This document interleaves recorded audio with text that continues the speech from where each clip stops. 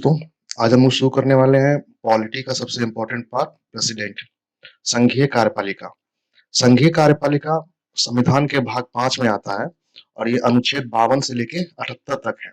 कहाँ से कहाँ तक है? 52 से लेके 78 तक। इसमें कौन-कौन आते हैं? राष्ट्रपति, उपराष्ट्रपति, प्रधानमंत्री, मंत्रिपरिषद, महान्यायवादी। भारत में संसदीय प्रणाली को अपनाया गया है। इसका मतलब है कि भारत में जो मेन हेड होंगे वो मंत्रिपरिषद होगी। भारत का राष्ट्रपति सिर्फ संवैधानिक प्रमुख होता है, यानी ये जो है सिर्फ कार्यवाहक होते हैं। जो वास्तविक शक्ति होती है वो प्रधानमंत्री के पास होती है। वास्तविक रूप में कार्यपालिक शक्तियों का प्रयोग मंत्रिपरिषद द्वारा किया जाता है। मतलब जो भी पावर का एग्जीक्यूशन होगा वो मंत्रिपरिषद खुद करेंगे। अब आते हैं कि राष्ट्रपति से रिलेटेड जितने भी अनुच्छेद है, आपातकाल को छोड़कर, आपातकाल के लिए हम लोग अलग से एक वीडियो बनाएंगे। तो राष्ट्रपति से रिलेटेड जितने भी वीडियो हैं उसको हम लोग इस वीडियो में देखते हैं। तो अनुच्छेद 52 ये कहता है कि भारत का एक राष्ट्रपति होगा। अनुच्छेद 52 भारत का एक राष्ट्रपति होगा और वह देश का प्रथम नागरिक होगा। अनुच्छेद 52 क्या कहता है कि भारत का एक राष्ट्रपति होगा और वह देश का प्रथम नागरिक होगा। अनुच्छेद 53 कहता है कि संघ की सभी कार्यपालिक शक्ति राष्ट्रपति में निहित होगी। मतलब जितनी भी शक्तियां हैं, जितने भी काम होंगे वो राष्ट्रपति करेंगे। कोई भी साइन करना होगा वो राष्ट्रपति करेंगे, कोई भी संधि करना होगा वो राष्ट्रपति करेंगे, लेकिन वो अपने आप नहीं करेंगे, वो मंत्रिपरिषद की सलाह से करेंगे। लेकिन जो भी साइन होगा वो राष्ट्रपति करेंगे। अनुच्छेद 53 यही कहता है, जिसका प्रयोग वह संविधान के अनुसार मतलब कि मंत्रिपरिषद। संविधान में यह प्रावधान किया गया है कि राष्ट्रपति को सलाह देने के लिए एक मंत्रिपरिषद होगी, जिसकी सलाह पे ही राष्ट्रपति अपने काम करेंगे। स्वयं या अधीनस्थ पदाधिकारी के माध्यम से करेंगे, मतलब किसी की सलाह लेके या अपनी विवेक के अनुसार से वो सारे काम करेंगे। अनुच्छेद 54 जो है राष्ट्रपति का जो निर्वाचक मंडल होता है, राष्ट्रपति का जो चुनाव होता है उसमें कौन-कौन भाग लेंगे, उनके निर्वाचक मंडल में कौन-कौन होंगे, इसके बारे में अनुच्छेद 54 में कहा गया है। तो इसमें राष्ट्रपति के निर्वाचक मंडल में संसद के दोनों सदन, मतलब लोकसभा और राज्यसभा, दोनों के निर्वाचित सदस्य होंगे, मनोनीत नहीं होंगे। यहाँ पे ध्यान करने वाली बात है, मनोनीत सदस्य नहीं होंगे। 1992 से पहले दिल्ली और पुदुचेरी को राष्ट्रपति के निर्वाचक मंडल में शामिल नहीं किया गया था, लेकिन 70वां संविधान संशोधन, कितना संविधान संशोधन? 70वां संविधान संशोधन के बाद दिल्ली और पुदुचेरी संघ शासित प्रदेश को भी राष्ट्रपति के निर्वाचक मंडल में शामिल कर लिया गया है। और जैसा कि हम जानते हैं कि 31 अक्टूबर 2019 के बाद जम्मू और कश्मीर, दो केंद्र शासित प्रदेश है, उनको भी राष्ट्रपति के निर्वाचक मंडल में शामिल कर लिया गया है। इसके निर्वाचक मंडल में मनोनीत सदस्यों को शामिल नहीं किया जाता, मतलब कि राष्ट्रपति जिन सदस्यों को मनोनीत करते हैं वो उनके निर्वाचन में भाग नहीं लेते हैं। अनुच्छेद 55 ये बताता है कि जो राष्ट्रपति का चुनाव है वो किस विधि से होगा, उसका प्रोसीजर क्या होगा। तो राष्ट्रपति का जो निर्वाचन होता है वो अप्रत्यक्ष प्रणाली द्वारा होता है, मतलब कि इसमें जनता डायरेक्ट वोट नहीं देती है। इसमें जो जनता के चुने हुए प्रतिनिधि हैं वो अपना वोट कास्ट करते हैं। इनका निर्वाचन आनुपातिक प्रतिनिधित्व प्रणाली के अनुसार एकल संक्रमणीय प्रणाली द्वारा होता है। यहाँ पे दो टर्म है, इसमें मुख्यतः दो सिद्धांतों को अपनाया गया है, समरूपता और समतुलता। मतलब जो भी निर्वाचक मंडल में जो भी मत देंगे उनके मतों की वैल्यू समान होगी। और दूसरा है एकल संक्रमणीय मत प्रणाली। अगर राष्ट्रपति के चुनाव में एक से ज्यादा प्रत्याशी भाग लेते हैं तो एक व्यक्ति उन तीनों आदमियों को, जितने भी आदमी हैं उतने आदमियों को क्रमवार, मतलब कि उनकी जो चॉइस है, अगर मान लीजिए अगर तीन कैंडिडेट खड़े हुए, 1 2 3, और कोई एक कैंडिडेट को वोट देना है तो वो अपना जो है प्रेफरेंस चुनेंगे कि उनका सबसे पहला प्रेफरेंस क्या है। अगर उनका सबसे पहला प्रेफरेंस 2 है तो वो पहले 2 को वोट देंगे, फिर उसके बाद 1 को वोट देंगे, फिर उसके बाद 3 को वोट देंगे। तो इस तरह जो है ये होता है एकल संक्रमणीय मत प्रणाली। राष्ट्रपति को निर्वाचित होने के लिए, राष्ट्रपति को चुनने के लिए कुल वैध मतों का, जो कैंडिडेट है, कुल वैध मतों का 50% से अधिक उनको मत प्राप्त करना अनिवार्य है। जो कैंडिडेट 50% से ज्यादा मत प्राप्त कर लेते हैं वो राष्ट्रपति चुन लिए जाते हैं। अनुच्छेद 56 में दिया गया है राष्ट्रपति की पदावधि, मतलब राष्ट्रपति कितने समय तक अपने पद पे बने रहेंगे उसके बारे में जो प्रावधान है वो अनुच्छेद 56 में दिया गया है। राष्ट्रपति पद ग्रहण करने से लेकर, यहाँ पे इंपॉर्टेंट है, पद ग्रहण करने से लेकर 5 वर्ष तक अपना पद धारण करते हैं। लेकिन 5 वर्ष से पूर्व भी वह अपना त्यागपत्र उपराष्ट्रपति को दे सकते हैं। अनुच्छेद 56(1) के अनुसार 5 वर्ष की समाप्ति के पश्चात भी वो अपने पद पर बने रह सकते हैं जब तक कि उनका उत्तराधिकारी ना आ जाए। मतलब अगर कोई राष्ट्रपति है और उनका उत्तराधिकारी 5 वर्ष तक नहीं चुना गया है तो 5 वर्ष के बाद भी वो राष्ट्रपति पद पर बने रहेंगे। इसका प्रावधान संविधान के अनुच्छेद 56(1) में किया गया है। ऐसा नहीं है कि अगर कोई उत्तराधिकारी नहीं आएगा तो जो उपराष्ट्रपति है वो कार्यवाहक राष्ट्रपति के रूप में कार्य करेंगे, ऐसा नहीं हो सकता है। अनुच्छेद 61 के अनुसार महाभियोग की प्रक्रिया से भी राष्ट्रपति को हटाया जा सकता है। तो अनुच्छेद 57 में है कि एक आदमी कितनी बार राष्ट्रपति बन सकता है, इसका जो उल्लेख है वो अनुच्छेद 57 में दिया गया। लेकिन अनुच्छेद 57 में ये कहीं नहीं कहा गया है कि एक व्यक्ति कितनी बार राष्ट्रपति बन सकता है। तो इसका मतलब ये हुआ कि एक व्यक्ति जितनी बार चाहे वो राष्ट्रपति बन सकता है। अनुच्छेद 58 में राष्ट्रपति बनने के लिए जो योग्यताएं होती है उसके बारे में इसका जो व्याख्यान है वो अनुच्छेद 58 में दिया गया है। तो इसके लिए कुछ शर्तें हैं। पहली शर्त है कि उसको भारत का नागरिक होना चाहिए।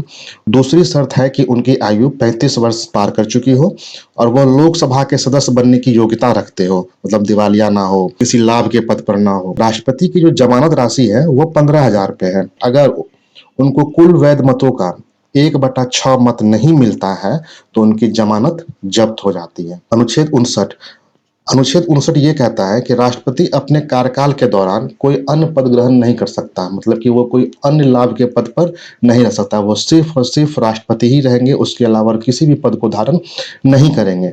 अगर वह किसी राज्य विधानमंडल या संसद के किसी सदन के सदस्य हैं तो जिस दिन से वह पद ग्रहण करेंगे उस दिन से उनकी जो वो रिक्ति है राज्य विधानमंडल में या सदन में वो रिक्त मान ली जाएगी। अपने आप उनको त्यागपत्र देने की जरूरत नहीं है, वो अपने आप रिक्त माना जाएगा। और आर्टिकल 59 के 3 में उनके वेतन और भत्ते के बारे में बताया गया है।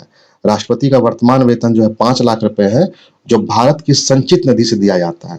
अनुच्छेद 60 में दिया गया कि राष्ट्रपति जो शपथ लेंगे उसका शपथ का फॉर्मेट क्या होगा और वो किसके सामने शपथ लेंगे, ये सब अनुच्छेद 60 में दिया हुआ है। तो राष्ट्रपति को शपथ उच्चतम न्यायालय के मुख्य न्यायाधीश दिलवाते हैं। अगर वो नहीं है तो उच्चतम न्यायालय के अन्य न्यायाधीश दिलवाएंगे।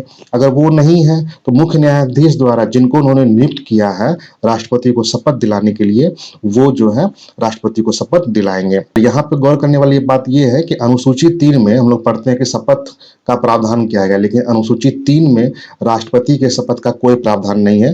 राष्ट्रपति का शपथ का प्रावधान सिर्फ और सिर्फ अनुच्छेद 60 में है।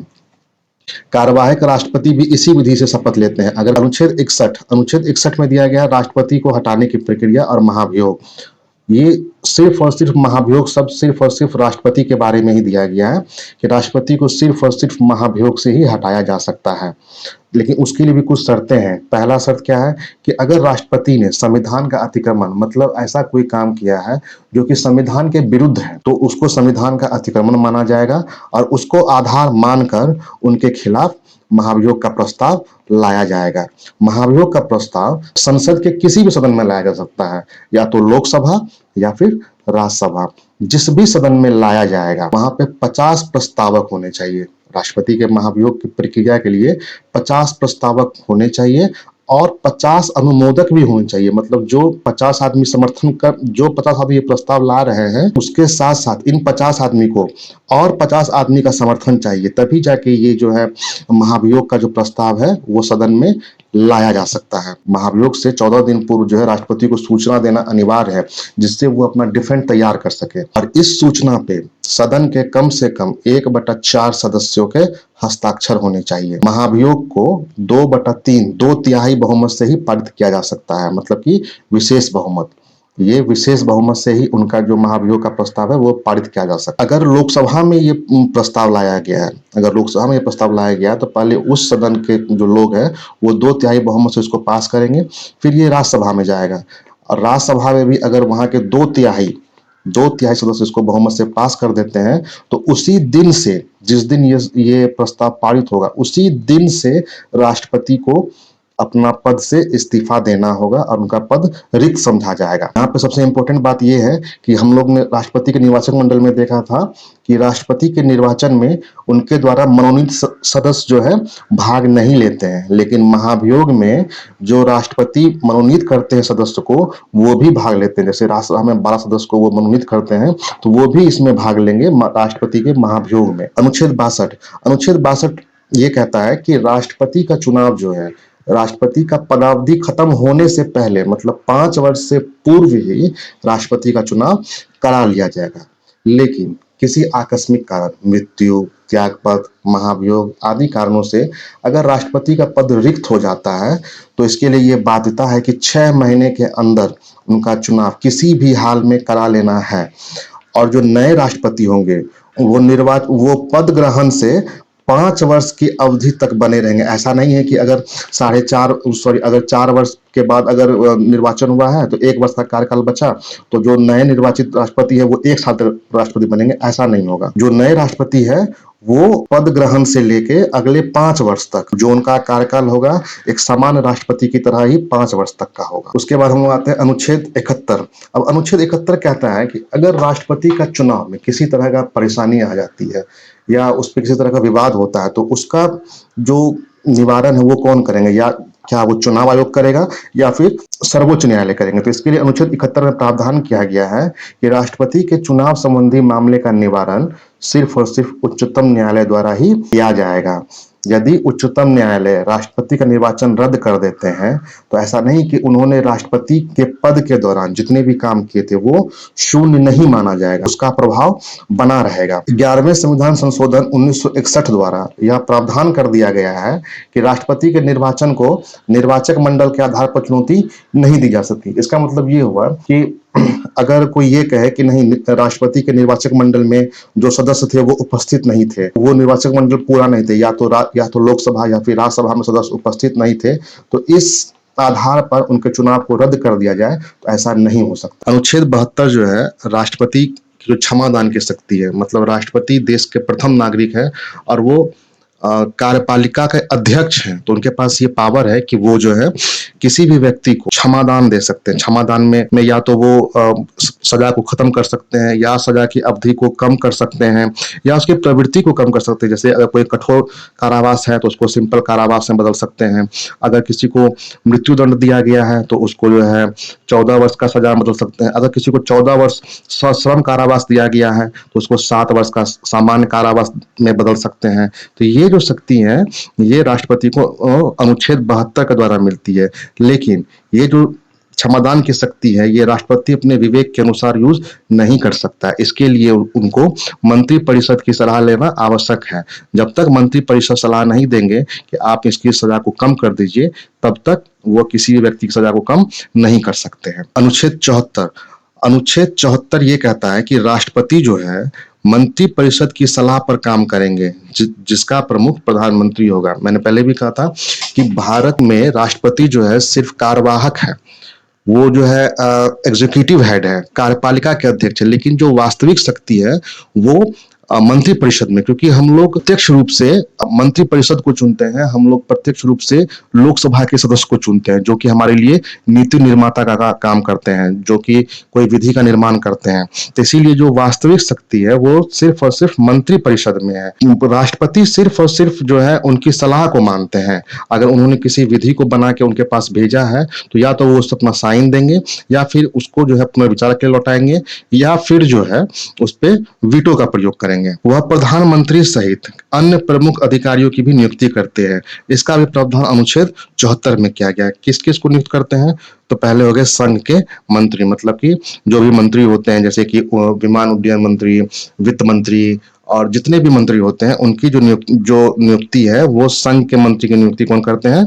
राष्ट्रपति करते हैं। राज्यपाल की नियुक्ति राष्ट्रपति करते हैं। उच्चतम न्यायालय और उच्च न्यायालय के न्यायाधीश की नियुक्ति कौन करते हैं?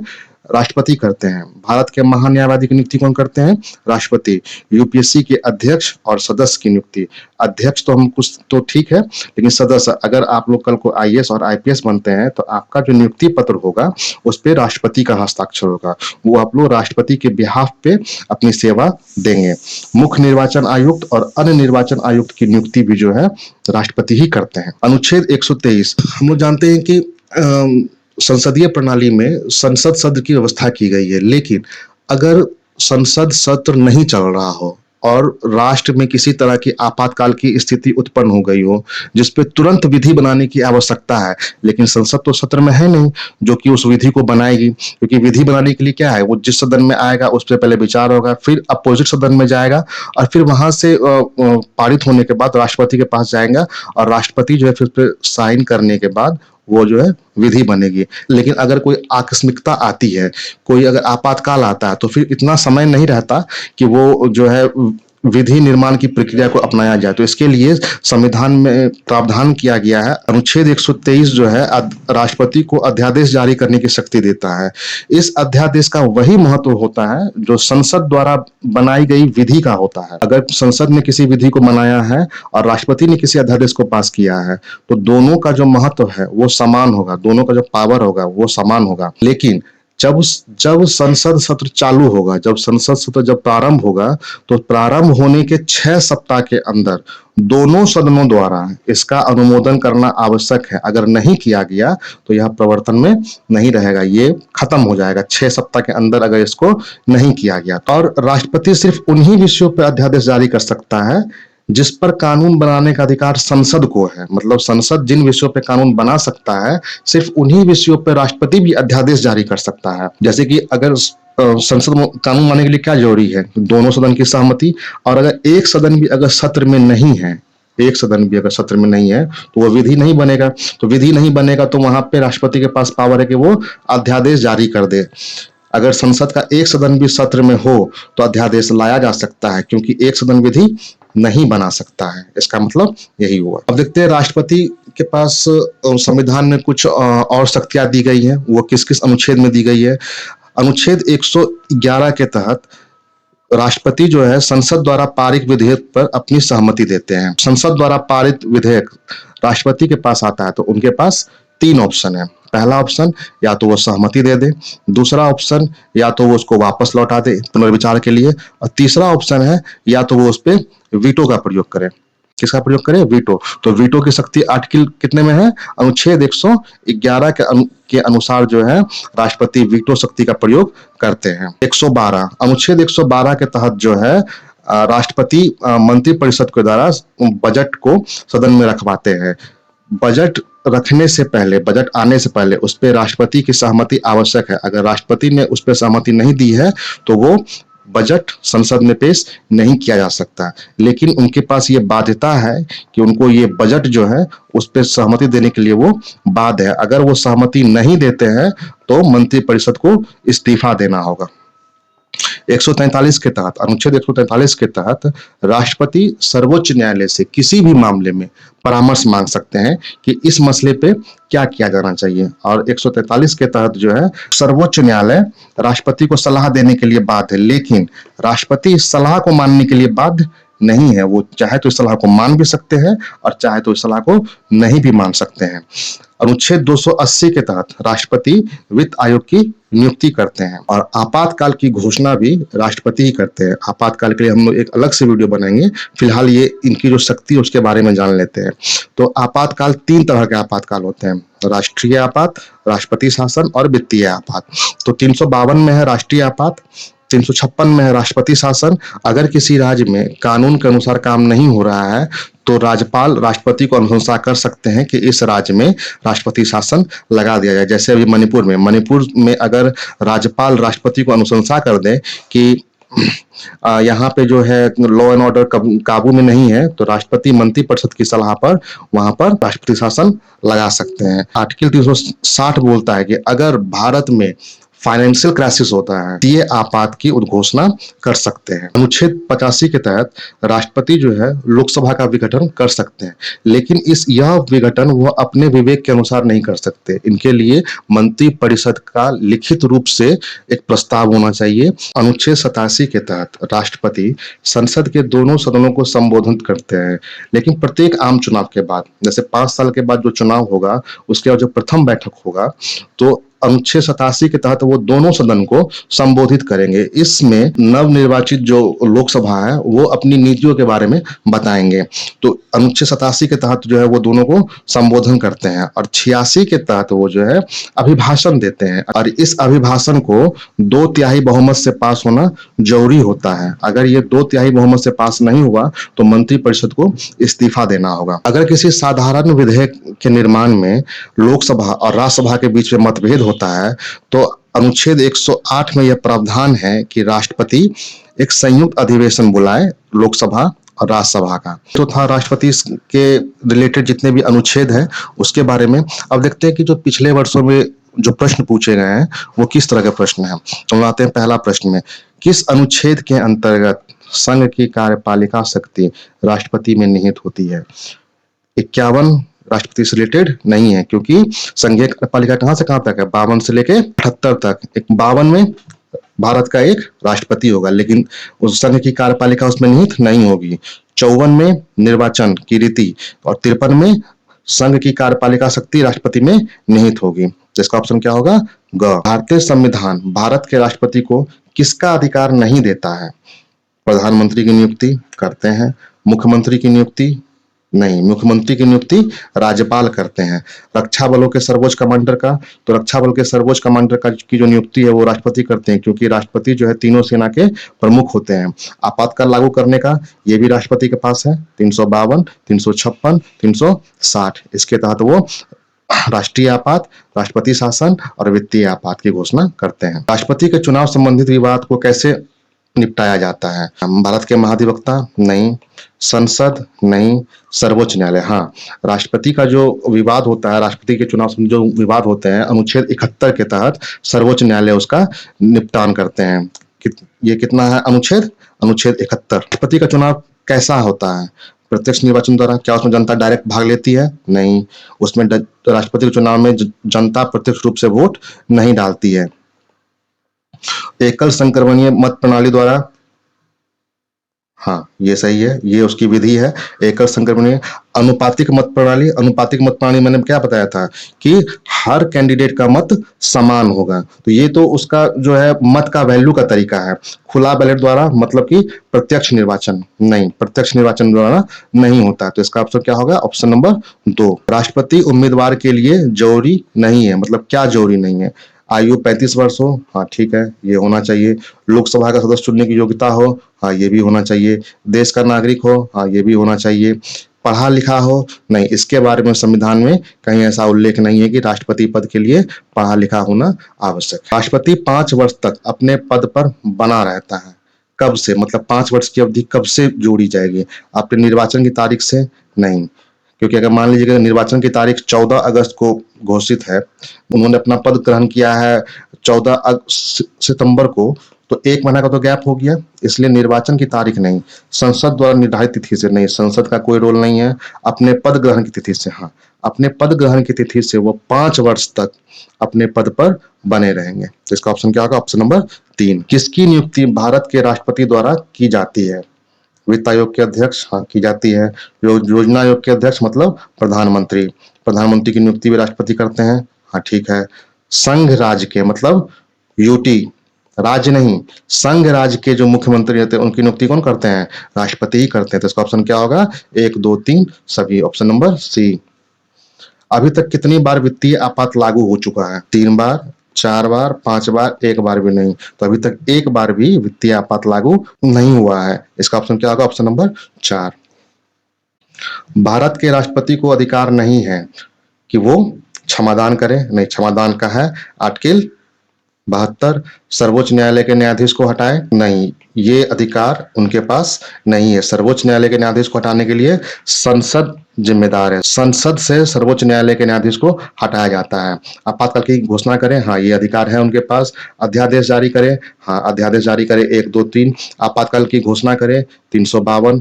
तो ये 1, 3, 4 ये शक्ति है, लेकिन सर्वोच्च न्यायालय के न्यायाधीश को हटाने की शक्ति किसके पास है? संसद के पास है। राष्ट्रपति लोकसभा को कब भंग कर सकते हैं? मुख्य न्यायाधीश की अनुशंसा पर? नहीं।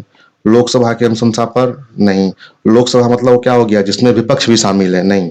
मंत्री परिषद की अनुशंसा पर? तो राष्ट्रपति मंत्री परिषद की अनुशंसा पर लोकसभा को भंग कर सकते हैं। आर्टिकल 85। राज्यसभा की अनुशंसा पर नहीं, गलत। और भारतीय राष्ट्रपति का निर्वाचन किस प्रकार होता है? प्रत्यक्ष रूप से? क्या जनता प्रत्यक्ष रूप से वोट देती है? नहीं। राज्यसभा के सदस्य द्वारा? सिर्फ और सिर्फ राज्यसभा के सदस्य द्वारा? नहीं। लोकसभा के सदस्य द्वारा? नहीं। अप्रत्यक्ष मतदान द्वारा? हाँ, ये हो सकता है अप्रत्यक्ष मतदान द्वारा, क्योंकि देखिए इसमें राज्यसभा के सदस्य भाग लेते हैं, लोकसभा के सदस्य भाग लेते हैं। दोनों इंडिविजुअली सिर्फ और सिर्फ या तो राज्यसभा या फिर लोकसभा से नहीं होगा। अगर दोनों रहता, राज्यसभा और लोकसभा और राज्य विधानसभा, तब हो सकता था। लेकिन यहाँ पे सिर्फ और सिर्फ राज्यसभा दिया है और यहाँ पे सिर्फ और सिर्फ लोकसभा दिया गया है। तो इसीलिए जो अप्रोप्रिएट आंसर है वो होगा ऑप्शन नंबर 4, अप्रत्यक्ष मतदान द्वारा। भारत का कार्यपालिक अध्यक्ष कौन होता है? तो ये तो पहले भी हम बता चुके हैं कि आर्टिकल 53 जो है ये बोलता है कि भारत का एक जो है, आर्टिकल 52 बोलता है कि भारत का एक राष्ट्रपति होगा और संघ की सभी कार्यपालिका शक्ति अनुच्छेद 53 के अनुसार उसमें निहित होगी। तो राष्ट्रपति जो है भारत के कार्यपालिक अध्यक्ष होते हैं। राष्ट्रपति पर महाभियोग किस सदन द्वारा लगाया जा सकता है? लोकसभा द्वारा लगाया जा सकता है, राज्यसभा द्वारा लगाया जा सकता है, संसद के किसी भी सदन से, ये भी सही है। तो इसमें जो अप्रोप्रिएट आंसर है संसद के किसी भी सदन से।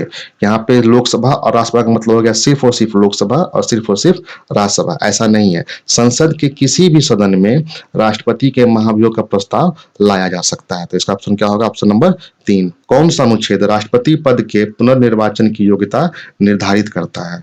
तो आर्टिकल 52 क्या बोलता है? भारत का राष्ट्रपति होगा। 53 क्या बोलता है? संघ की कार्यपालिका शक्ति उसमें निहित होगी। 60 में क्या है? शपथ है। और बचा क्या? 57। हाँ, तो अनुच्छेद 57 में जो है ये बताया गया कि राष्ट्रपति पद के पुनर्निर्वाचन की योग्यता अनुच्छेद 57 में है। तो मतलब इसका क्या होगा आंसर? Answer number 4। किस अनुच्छेद के तहत राष्ट्रपति न्यायालय से परामर्श लेते हैं? 112 नहीं, ये है संघीय बजट। 143 हाँ, सर्वोच्च न्यायालय से परामर्श ले सकते हैं, लेकिन वो इस परामर्श को मानने के लिए बाध्य नहीं है। तो इसका ऑप्शन क्या होगा? Option number 2। 111 में क्या है? 111 में है विधेयक पर सहमति। 352 में क्या है? राष्ट्रीय आपात। आकस्मिक रिक्ति को कितने समय में भरा जाना चाहिए? मतलब अगर राष्ट्रपति की मृत्यु हो जाए या वो त्यागपत्र दे दे या महाभियोग उन पर साबित हो जाए और उनका पद रिक्त हो जाए, तो कितने समय के अंदर उनका जो है चुनाव करा लिया जाना चाहिए? तो इसके लिए सही आंसर क्या है? 6 माह। 6 माह के अंदर उनका चुनाव करा लिया जाना चाहिए। तो इसका ऑप्शन क्या होगा? Option number 1। राष्ट्रपति पद के प्रस्ताव का अनुमोदन किया जाना चाहिए कम से कम कितने आदमी द्वारा? तो कम से कम 50 निर्वाचक द्वारा उसका अनुमोदन किया जाना चाहिए। ऑप्शन क्या है? Option number 4। राष्ट्रपति अपना त्यागपत्र किसे देते हैं? तो राष्ट्रपति अपना त्यागपत्र उपराष्ट्रपति को देते हैं। तो इसका ऑप्शन क्या होगा? Option number 3। राष्ट्रपति शासन के अनुच्छेद के तहत लगाया जाता है। तो आपातकाल का जो प्रावधान है उसमें 3 है, 352, 356, 360। 352 में है राष्ट्रीय आपात, 356 में है राष्ट्रपति शासन, 360 में है वित्तीय आपात और 368 में है संविधान संशोधन की प्रक्रिया। तो 352 क्या हो गया? राष्ट्रीय आपात, तो ये नहीं होगा। 356 राष्ट्रपति शासन, 360 वित्तीय आपात। तो इसका ऑप्शन क्या होगा? Option number 2। कौन सा संवैधानिक विशेषाधिकार राष्ट्रपति का नहीं है? साधारण बिल को पुनर्विचार के लिए लौटाना। तो 111 के तहत जो है राष्ट्रपति के पास ये अधिकार है कि वो किसी भी साधारण विधेयक को एक बार पुनर्विचार के लिए लौटा सकते हैं। तो ये तो है। वित्तीय बिल को पुनर्विचार के लिए लौटाना, नहीं, ये नहीं है। वित्तीय बिल पे उनको सहमति देना अनिवार्य है, क्योंकि यह बिल जो है उनकी सहमति के बाद ही लोकसभा में लाया जाता है। लोकसभा को भंग करना, हाँ, ये भी उनका विशेषाधिकार है। राष्ट्र मंत्री परिषद की सलाह पर वो लोकसभा को भंग कर सकते हैं। प्रधानमंत्री की नियुक्ति करना, हाँ, तो प्रधानमंत्री की नियुक्ति राष्ट्रपति ही करते हैं। तो इसका सही आंसर क्या होगा? ऑप्शन नंबर 2, वित्तीय बिल को पुनर्विचार के लिए लौटाना। वह राष्ट्र का प्रतिनिधित्व करता है लेकिन नेतृत्व नहीं करता है। इसका मतलब क्या हुआ? वो राष्ट्र का प्रतिनिधित्व तो करता है, मतलब राष्ट्र के सारे काम उसी के नाम पे होंगे, लेकिन नेतृत्व नहीं करता है, मतलब वो लोकप्रिय नहीं है, जननायक नहीं है, उनका चुनाव डायरेक्ट नहीं होता है। तो इसका मतलब क्या हुआ कि वो सिर्फ और सिर्फ कार्यपालिका के अध्यक्ष हैं। तो कौन होते हैं कार्यपालिका के अध्यक्ष? राष्ट्रपति। Option number 3। कौन सा कथन असत्य है? राष्ट्रपति पद के लिए न्यूनतम आयु 35 वर्ष है, सही है। उपराष्ट्रपति राज्यसभा का सभापति बनता है, ये भी सही है। उपराष्ट्रपति का चुनाव राष्ट्रपति करते हैं, नहीं ये गलत है। उपराष्ट्रपति का चुनाव राष्ट्रपति नहीं करते हैं। भारत के प्रथम राष्ट्रपति डॉक्टर राजेंद्र प्रसाद थे, ये भी सही है। तो इसका सही आंसर क्या होगा? Option number 3। राष्ट्रपति अनुच्छेद 72 का उपयोग कब कर सकते हैं? अनुच्छेद 72 क्या है? क्षमादान। तो अनुच्छेद 72 तरह वो मृत्युदंड दे सकते हैं, ठीक है। सैनिक अदालत द्वारा दिए गए दंड को भी वो माफ कर सकते हैं, हाँ कर सकते हैं। संघीय न्यायपालिका द्वारा दिए गए दंड को भी माफ कर सकते हैं, हाँ कर सकते हैं। उपरोक्त सभी, तो इसका सही आंसर क्या होगा? उपरोक्त सभी। भारत द्वारा विदेशों से समझौते और संधियां किनके नाम से की जाती है? तो यह राष्ट्रपति के नाम से की जाती है। Option number 4। संसद सदस्यों की निर्भरता संबंधी प्रश्नों का निवारण कौन करता है? संसद के सदस्यों की जो उम्मीदवारी है वो रद्द करने का जो प्रावधान है वो उसका निर्धारण कौन करते हैं? तो ये करते हैं राष्ट्रपति। अनुच्छेद 103 1 के अनुसार राष्ट्रपति के पास यह पावर है कि वह कोई भी सदस्य सदन का सदस्य रहेंगे कि नहीं रहेंगे इसका कौन करेगा निर्धारण? राष्ट्रपति करेंगे, आर्टिकल 103 1 के तहत। लेकिन यह अपने विवेक से नहीं करेंगे, इसके लिए वह निर्वाचन आयोग से सलाह मशवरा करेंगे, अनुच्छेद 103 2 के तहत। भारत का निर्विरोध राष्ट्रपति चुने जाने वाले हैं, कौन निर्विरोध रूप से चुने गए थे? तो ये है doctor Neelam Sanjiva Reddy. Option number 4। किस अनुच्छेद के तहत राष्ट्रपति उच्चतम न्यायालय के न्यायाधीश की नियुक्ति करते हैं? किस अनुच्छेद के तहत राष्ट्रपति उच्चतम न्यायालय के बारे में दिया गया? तो 123 क्या है? 123 है अध्यादेश। 143 क्या है? उच्चतम न्यायालय से सर्वोच्च न्यायालय से परामर्श। 368 क्या है? संविधान संशोधन की प्रक्रिया। और 124 क्या है? 124 के तहत जो है राष्ट्रपति उच्चतम न्यायालय के न्यायाधीश की नियुक्ति करते हैं। तो अनुच्छेद के तहत राष्ट्रपति उच्च न्यायालय के न्यायाधीश की नियुक्ति करते हैं। तो अनुच्छेद 72 हो गया क्षमादान की शक्ति। 111 हो गया वीटो। 280 हो गया वित्त आयोग। 217 के तहत जो है राष्ट्रपति उच्च न्यायालय के न्यायाधीश की नियुक्ति करते हैं। तीनों सेनाओं का प्रमुख कौन होता है? तो ये होते हैं राष्ट्रपति। Option number 3। किस संविधान संशोधन द्वारा यह प्रावधान किया गया कि राष्ट्रपति मंत्रिपरिषद की सलाह को एक बार लौटा सकते हैं? तो यह किया गया था 44वें संविधान संशोधन द्वारा, कि इसमें यह प्रावधान कर दिया गया कि राष्ट्रपति मंत्रिपरिषद की सलाह को मानने के लिए बाध्य नहीं है, एक बार वह उसको लौटा सकते हैं। राष्ट्रपति किस अनुच्छेद के तहत प्रधानमंत्री से सूचना प्राप्त करते हैं? तो ये 71 हो गया चुनाव संबंधी। 72 हो गया क्षमादान। और 74 हो गया कि राष्ट्रपति प्रधानमंत्री की नियुक्ति करते हैं। और 78 अनुच्छेद 78 के तहत जो है राष्ट्रपति प्रधानमंत्री से सूचना प्राप्त करते हैं। तो इसका ऑप्शन होगा ऑप्शन नंबर 4। राष्ट्रपति ज्ञानी जैल सिंह ने किस विधेयक के संबंध में वीटो का प्रयोग किया गया था? तो इन्होंने किया था भारतीय डाक संशोधन का जो विधेयक था उसमें उन्होंने किया था अपने वीटो का प्रयोग, पॉकेट वीटो का उपयोग किया था उन्होंने। धन विधेयक या वित्त विधेयक किसकी अनुमति से लोकसभा में पेश किए जाते हैं? तो यह राष्ट्रपति की अनुमति से ही लोकसभा में पेश किए जाते हैं। और धन विधेयक और वित्त विधेयक हमेशा लोकसभा में ही पेश किए जाते हैं। राष्ट्रपति किस अनुच्छेद के तहत वीटो का प्रयोग करते हैं? तो राष्ट्रपति 111 के तहत वीटो का प्रयोग करते हैं। 112 क्या है? संघीय बजट। 280 क्या है? वित्त आयोग। 123 क्या है? अध्यादेश। इस अनुच्छेद के तहत राष्ट्रपति राज्यसभा में 12 सदस्यों को मनोनीत कर सकते हैं। तो देखते हैं 72 क्या है? क्षमादान। 123 क्या है? 123 हो गया अध्यादेश। 59 का 3 क्या है? वेतन और भत्ते। और 80 में क्या है? 80 के अनुसार जो है राष्ट्रपति राज्यसभा में 12 सदस्यों को मनोनीत कर सकते हैं। तो इसका ऑप्शन क्या होगा? Option number 4। भारत के राष्ट्रपति की संवैधानिक स्थिति किस देश के राष्ट्राध्यक्ष के समान है? तो यह है ब्रिटेन से। तो दोस्तों आज का सेशन यहीं तक था। अगर आपको ये सेशन अच्छा लगा हो तो कृपया इसको लाइक कर दीजिए, शेयर कर दीजिए और हमारे चैनल को सब्सक्राइब कर लीजिए।